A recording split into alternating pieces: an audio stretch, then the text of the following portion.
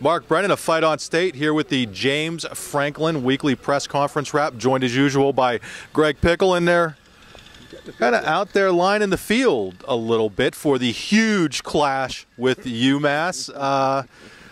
In terms of pre-game press conferences, kind of previewing a game, was not a lot of talk about UMass today. No, there really wasn't. The most of it came during James Franklin's 9-minute opening statement, where he sort of read off the game notes about Mark Whipple and his team. Look, UMass played, obviously, both of its opening two opponents pretty tough. I don't think there's any denying that. Obviously, the loss to Boston College doesn't look as bad as it as it maybe once did. But this is a game that didn't elicit much chatter, you're right, out of James Franklin or the media about UMass. But what he did talk about the Minutemen, obviously a lot of cliches, run hard, tackle hard. So that's sort of all we got out of that from the UMass front side of things today. Kind of, he talked about, what, was it unconventional? I forget what the word was. Unconventional 3-4 is what he said. Yeah, but they run unconventional stuff on offense and defense. And, I will give UMass a lot of credit. They've played a pretty good schedule so far. I mean, obviously Vanderbilt, not a really good team, but had a rally to kind of beat them. That's one of the things that, as we get into this, that I found was kind of interesting. James Franklin was asked, that given the fact that UMass just played Vanderbilt, the school you were at last year, does it make it easier to scout? And he said, yeah, it does make it easier to scout them. Yeah, no, he did. I mean, he basically said that obviously with seeing the familiar faces, he knows what the guys on Vanderbilt, those guys do, their tendencies and whatnot. And I think that's helping them figure out UMass's tendencies, and that was sort of a big talking point of this whole thing. We really got into this Bob Shoop rut and talking about his tendencies and how he reads them. And I think one of the things that maybe wasn't said but was sort of implied was that Bob Shoop's very good at reading tendencies, and it sure helps that he can use Vanderbilt, what he knows about Vanderbilt, to read UMass. Yeah, and I guess we should probably go because there was a lot of talk about Bob Shoop. Brandon Bell, who's over here doing some other interviews, talked about it. And I think Naeem Wortman, they used the word mad scientist. And really, this guy with the Ivy League background, kind of a master X's and O's tactician type of guy, clearly early through the first 3 games has done an unbelievable job with this team. And I think one of the other keys is that clearly these players are really buying into what he's selling. Oh, absolutely. I think you heard it from day one, really, but more so in the spring, after the spring game, you really got the sense that these guys respected Bob Shoop and really could tell his vision was something much bigger than, maybe anyone had expected. And we've seen it through 3 games. I mean, the guy predicted 5 interceptions. He got 5 interceptions. And, when he talked to the guys after the Rutgers game, he said he wasn't even really, excited and celebrating about it. He just sort of expected it to happen. And I think that's the kind of guy Bob Shoop is. And that's why I think you've seen so much improvement with a lot of Penn State's defensive backs and, of course, the defense as a whole this year. Yeah, some lingering things from the Rutgers game. James Franklin brought it up himself, did not even have to be asked about the play of the special teams. Yep. And that's clearly an area that they feel they have to tighten up and I think get more out of. Yeah. Oh, absolutely. I mean, I think, look, we've talked about it. He talked about it. The punt return game is interesting to me. They've gone back to the O'Brien, put Della Valle back there and make him catch it. But when you listen to James Franklin today, you almost got the impression that they don't feel comfortable with anybody else back there. I mean, he made very clear that the first thing before explosion, before potentially returning kicks, is catching the football.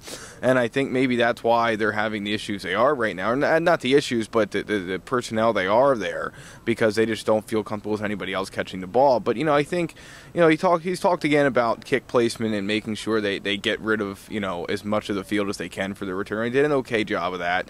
I'm not just convinced that, they kicked it to the sidelines as well as they could have. A lot of down the middle kicks at Rutgers. But, yeah, I mean, he was very blunt about the fact that it has to improve. Yeah, and obviously you have, a punt deflected and a field goal blocked in a game that's that close. Obviously, they really have to tighten that stuff up. I don't know that it's going to make a big impact this weekend against UMass, but going forward, when the Big Ten season hits, it's going to. And that brings up another thing. I mean, the offensive line, it's pretty interesting how he's really making it's not that he's not making excuses, but he keeps acknowledging that, that whole ground game isn't doing what it needs to do, and that's something that is going to have to come together. He didn't come out and say that it's going to have to come together by the time the rest of the Big Ten schedule gets here, but clearly to be successful in the conference, and now all of a sudden it looks like you have an opportunity to maybe do some things in the conference.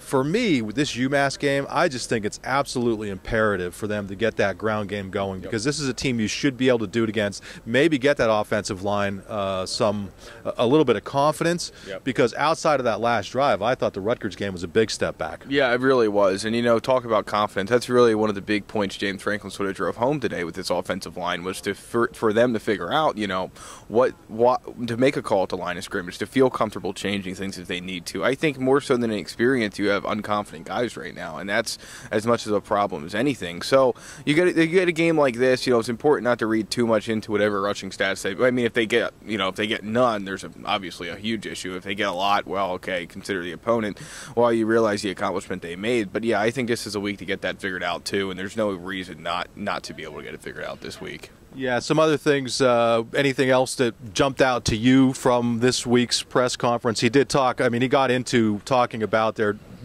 how their plans to redshirt people kind of go, which we knew kind of the whole red, yellow, green.